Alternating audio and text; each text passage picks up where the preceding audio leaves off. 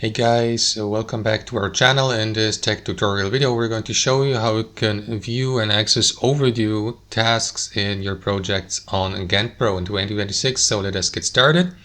So just let me navigate to an example project here to access your list of projects in your GanttPro account. Click into that button here on the left, sidebar, all project, and let me go with this project here.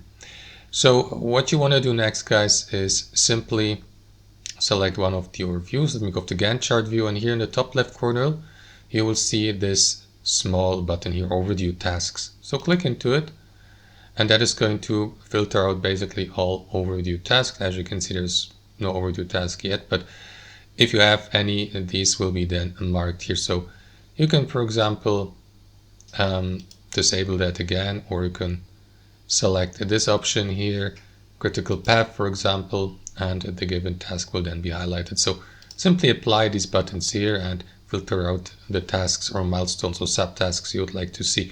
That's it. Thanks for watching. Hope you enjoyed it, got some value from it, and we'll see you next time on our channel.